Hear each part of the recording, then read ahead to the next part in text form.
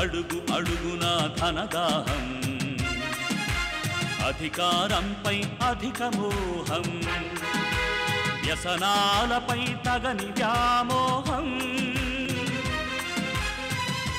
ఆధునిక సమాజమేవో ఆటవిక సమూహం, స్వార్థపరుల సందోహంలో ధర్మం ఉనికేవో సందేహం. మనసున్న మనిషికి ప్రతి నిమిషం ఎదురయ్యేను ఓ పద్మవ్యూహం, పద్మవ్యూహం, పద్మవ్యూహం.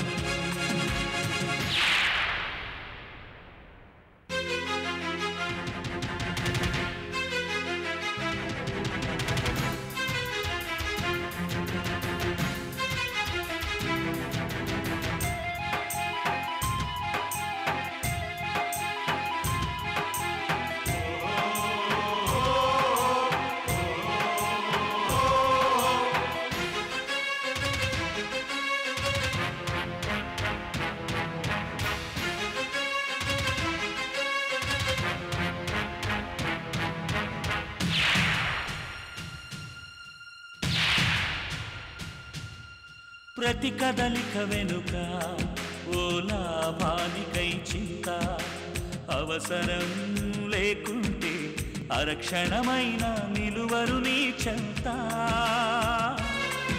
ఇది కన్నీటినే వేలం వేసే కసాయి సంత, ఇది కన్నీటినే వేలం వేసే కసాయి సంత. విలువలకై వెతుకులాట నేడొక పెద్ద వింత, విలువలకై వెతుకులాట నేడొక పెద్ద వింత.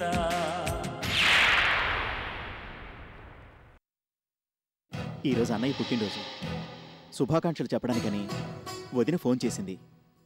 అలాగా? ఏం చెప్పావు? ఎప్పట్లాగే అన్నయ్య అందుబాటులో లేడు, ఫోన్ సౌకర్యం లేదని చెప్పాను. ఇంకే ప్రాబ్లం ఏముంది?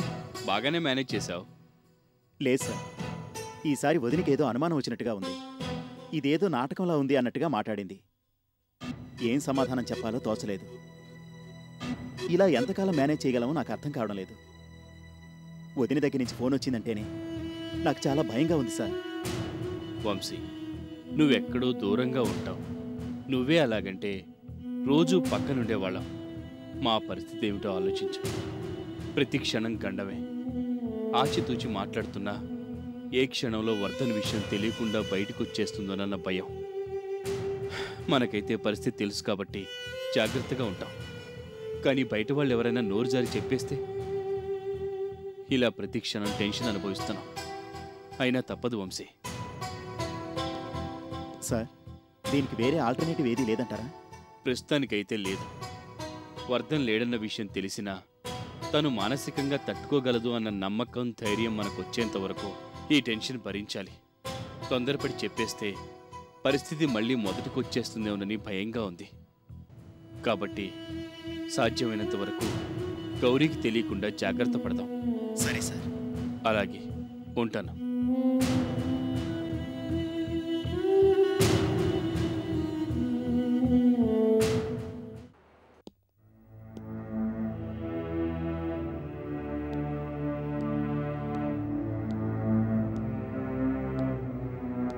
మావయ్య గారు. శ్రీనాథ్, నువ్వా? లేవకండి. పర్వాలేదయ్యా, కూర్చో. ఇలా అయిపోయారండి మావయ్య. ఎంత ఆరోగ్యంగా ఉండేవారు. మిమ్మల్ని ఇలా చూడ్డానికే నాకు చాలా బాధగా ఉంది. ఏం చేస్తాం శ్రీనాథ్, కర్మఫలం ఎవరైనా అనుభవించాల్సిందే. నేను చేసిన తప్పుకి కట్టుకున్న భార్య, కన్న కూతురు కూడా అసహించుకుని వెళ్ళిపోయారు. మంచి మనసున్నవాడివి కాబట్టి నువ్వైనా నన్ను చూడ్డానికి వచ్చావు. అదేం లేదు మావయ్య. సమీరకి ముందు నుంచే గౌరీ మేడం అంటే అభిమానం ఎక్కువ. ఆవిడికి మీ ద్వారా అన్యాయం జరగడం అనేది తట్టుకోలేకపోయింది. అందుకనే కాస్త ఎక్కువగా రియాక్ట్ అయింది. దానికి నేను మిమ్మల్ని క్షమాపణ అడుగుతున్నాను. క్షమాపణలు ఎందుకు శ్రీనాథ్? నేను చేసిన తప్పు సామాన్యమైంది కాదు. చివరికి నేను సాధించిందేంటి? మీ అందరి మనసులు గాయపరిచాను. అందుకే నన్నెవ్వరూ క్షమించరు, క్షమించకూడదు కూడా. మీ అత్తయ్య చాలా గొప్పదయ్యా, అందుకే నన్నేమీ అనలేక ఇంట్లోంచి వెళ్ళిపోయింది. బాగా అభిమానించే వాళ్ళకి ఏదైనా అన్యాయం జరిగితే కొంతమంది వెంటనే స్పందిస్తారు. ఆ ఆవేశంలో, కోపంలో ఏవేవో నిర్ణయాలు తీసుకుంటారు. అత్తయ్య గారు కూడా అలాగే వెళ్ళిపోయి ఉంటారు. సరేలేండి, మీరు త్వరగా కోలుకోవాలి. ముందు డాక్టర్ దగ్గరికి వెళ్దాం పదండి. వద్దు శ్రీనాథ్, నేనెక్కడికి రాలేను, ఎవరికీ నా ముఖం చూపించలేను. అందుకే ఇంట్లోంచి కూడా బయటికి వెళ్ళడం లేదు. అదేంటి మావయ్య గారు, చేసిన తప్పు తెలుసుకుని ఇంతగా పశ్చాత్తాపడుతున్నారు? ఇంకేం కావాలి? నేను దుర్మార్గుణ్ణని అందరి మనసులో ముద్ర పడిపోయింది. అదంత తొందరగా చెరిగిపోదు. నీకు కూడా నేను చాలా అన్యాయం చేశాను. అయినా నిండు మనసుతో నన్ను క్షమించావు. మా అవగారు ఇలాంటి వాడని తెలిస్తే వేరే ఏ అల్లుడైనా భార్యని తన్ని తరిమేస్తాడు. కానీ ఇంత జరిగినా నువ్వు సమీరని ప్రాణంగా చూసుకుంటున్నావు. అది నీ సంస్కారం. నిన్ను చూసి నేను గర్వపడుతున్నానయ్యా. ఇప్పుడు అవన్నీ ఎందుకు మావయ్య, మీరు రెస్ట్ తీసుకోండి. తిట్టినా కొట్టినా అన్నింటినీ భరిస్తూ ప్రతి క్షణం భర్త బాగు కోరే భార్య విలువేమిటో మీ అత్తయ్య నన్ను వదిలి వెళ్ళాక నాకు అర్థమైంది. జీవితంలో భార్య తరువాతే ఎవరైనా అన్న నిజాన్ని ఇప్పుడు తెలుసుకున్నాను. ఇవన్నీ మీరు కోలుకున్న తర్వాత మాట్లాడుకోవచ్చు. ముందు ఆరోగ్యం జాగ్రత్తగా చూసుకోండి. మీకు ఏ సహాయం కావాల్సొచ్చినా నేనున్నాను. ఆ మాట అన్నావు చాలు శ్రీనాథ్. సమయం సందర్భం వచ్చింది కాబట్టి నా మనసులో మాట చెప్తున్నాను. నువ్వు నా అల్లుడివి కాదు శ్రీనాథ్, నా కొడుకువి. రేపు నేను ఇలాగే అనారోగ్యంతో చనిపోతే నాకు తలకొరివి పెట్టాల్సింది నువ్వే. అప్పుడే నా ఆత్మకి శాంతి.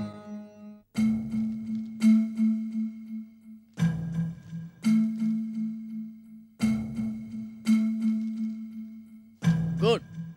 ఈ ఫీల్డ్లో మీకు చాలా అనుభవం ఉంది. మేము మీలాంటి వాళ్ళ కోసమే చూస్తున్నాం. Thank you sir.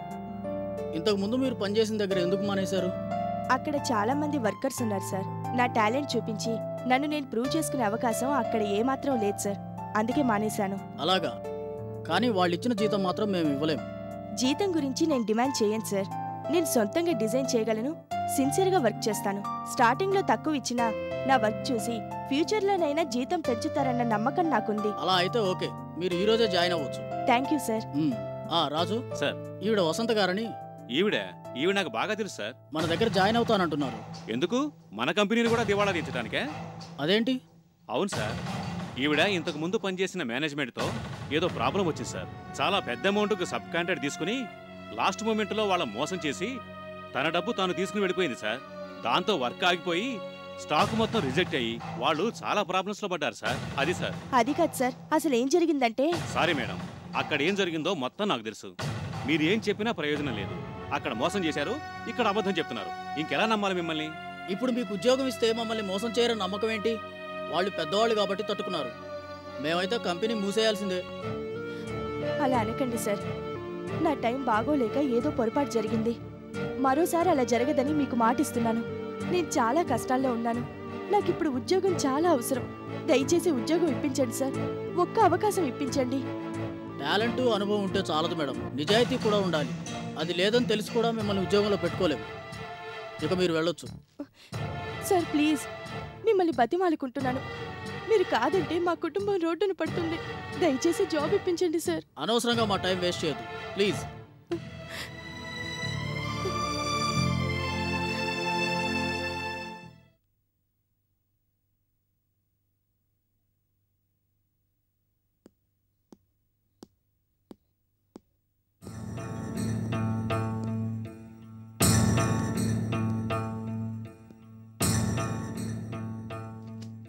శ్రీనా, ఏంటలా ఉన్నావు? మామయ్య గారి దగ్గరికి వెళ్ళొచ్చాను మేడం. అలాగా? ఆయన ఎలా ఉన్నారు? మీకు చేసిన అన్యాయం ఆయన్ని బాగా కుంగతీసింది మేడం. అందులోంచి బయటపడలేకపోతున్నారు.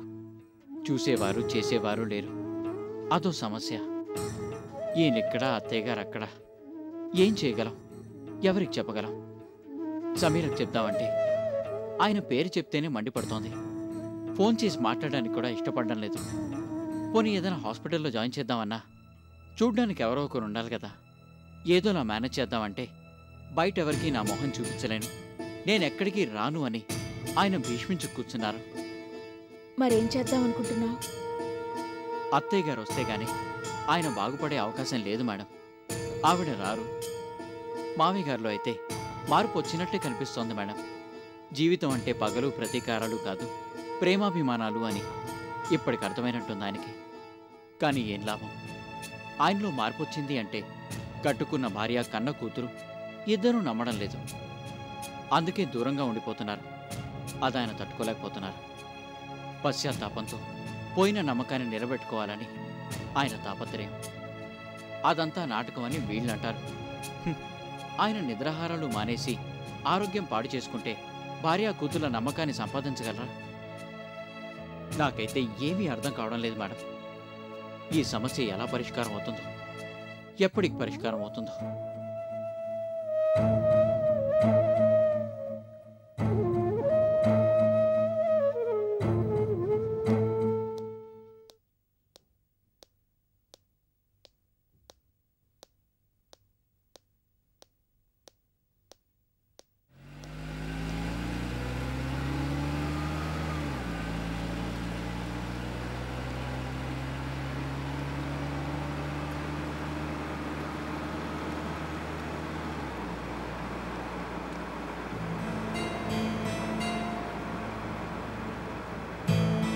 డ్రైవర్, కార్ ఆపు.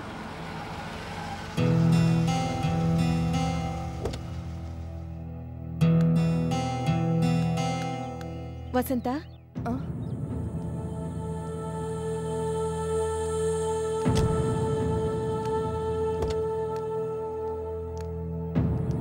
ఎలా ఉన్నావు వసంత?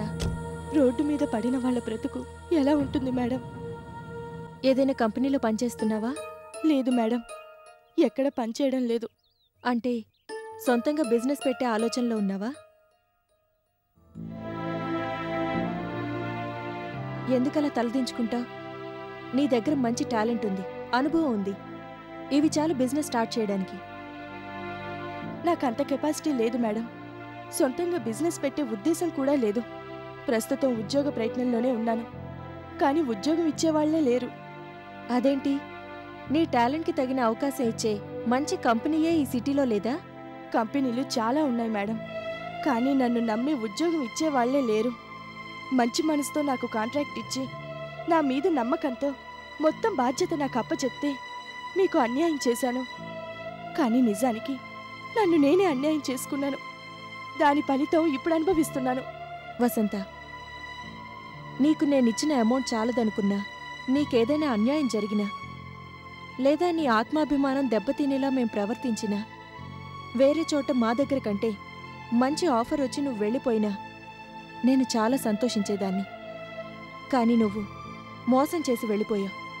నా నమ్మకాన్ని దారుణంగా దెబ్బతీశావు. అందుకు బాధపడ్డాను నేను. నిజమే మేడం, నేను తప్పు చేశాను. కానీ నేను మీకు అన్యాయం చేయడం వెనకాల వేరే మనుషులున్నారు. వాళ్ళ గురించి మీకు చెప్పాలి. వద్దు వసంత, అలాంటి మనుషుల గురించి విని నా మనసు పాడు చేసుకోను. కానీ ఒక్క విషయం, ఎవరో మనల్ని తప్పుదారి పట్టించారనుకోవడం ఆత్మవంచనవుతుంది. ఎవరో చెప్పారే అనుకో, నీ తెలివితేటలేమయ్యాయి? నీ ఆలోచన ఏమైంది? అయినా మనలో తప్పుంచుకొని ఎదుటివారిని తప్పు పట్టడంలో అర్థం లేదు వసంత. సర్లే, జరిగిందేదో జరిగిపోయింది. ఇప్పుడైనా నువ్వు మళ్ళీ ఉద్యోగంలో చేరతానంటే నాతో పాటు ఆఫీస్కి రావచ్చు. మేడం, ఎస్, ఈసారైనా నిజాయితీగా ఉండి నిన్ను నువ్వు ప్రూవ్ చేసుకుంటే ఫ్యూచర్లో ఎంతో పైకొస్తావు. నా వల్ల జరిగే సహాయం ఏదైనా ఉంటే నేను చేస్తాను. అంతేకాని అబద్ధాలు చెప్పి మోసాలు చేసి గొప్పదానివి కావాలనుకుంటే మాత్రం జీవితం అంతా ఇలా రోడ్ల మీదే గడిచిపోతుంది. గుర్తుంచుకో. మేడం, మీకంత అన్యాయం చేసినా నాకు మళ్ళీ అవకాశం ఇస్తానంటున్నారు. వీధిని పడిపోవలసిన మా కుటుంబాన్ని ఆదుకుంటున్నారు. నేను చేసిన పనికి మీ ముందు నిలబడటానికి సిగ్గుగా ఉంది. మీ మంచి మనసుకు కృతజ్ఞతలు ఎలా చెప్పుకోవాలో తెలియడం లేదు మేడం. వసంత, ఏమిటిది వసంత? నాకిలాంటివి నచ్చవు. మనం చేసే పనులు సిన్సియారిటీ ఉంటే చాలు, అంతకు మించి ఏమీ అక్కర్లేదు. ముందు కారెక్కు, వెళ్తూ దారిలో మాట్లాడుకుందాం రా.